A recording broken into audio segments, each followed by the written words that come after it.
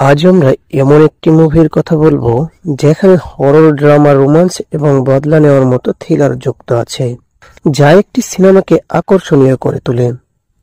এই মুভিটি রাশিয়া এবং ইউক্রেনের যুদ্ধের সময়কে দেখে তৈরি করা হয়েছে। রুশ সৈন্যরা কিভাবে ইউক্রেনের মহিলাদের উপর অত্যাচার করেছে সেই কাহিনী এখানে তুলে ধরা হয়েছে। সিনেমা শুরু হয় একটি ভয়ঙ্কর অন্ধকার রাতে। ঘন জঙ্গলের মধ্যে এক মহিলা, যার নাম উলেনা, সে তার জীবন বাঁচাতে সেখান থেকে পালাচ্ছিল। সে গুরুতর আহত অবস্থায় ছিল এবং পালাতে পালাতে একটি বাড়ির কাছে পৌঁছায়, যেখানে লাল রঙের আলো জ্বলছিল। কিছু বুঝে ওঠার আগেই একটি কালো ছায়া এসে তাকে আক্রমণ করে এবং বাগানের মধ্য থেকে তুলে নেয়। সেই ছায়া উলেনার সামনে এন্ডি নামটি উচ্চারণ করে। এই নাম শুনে সে ভয়ে চমকে ঘুম থেকে জেগে ওঠে।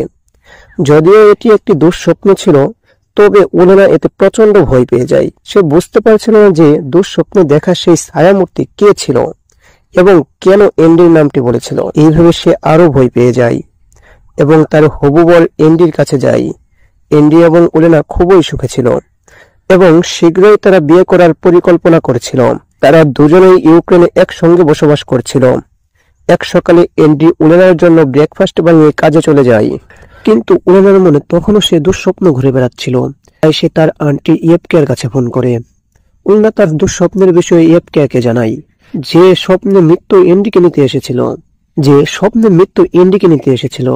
এটি শুনে ইয়েপকে উলেনাকে বলে, এখন সময় এসেছে এন্ডিকে দূরে কোথাও পাঠানোর, এবং কোথায় ও কিভাবে পাঠাবে তা তুমি ভালো করেই জানো।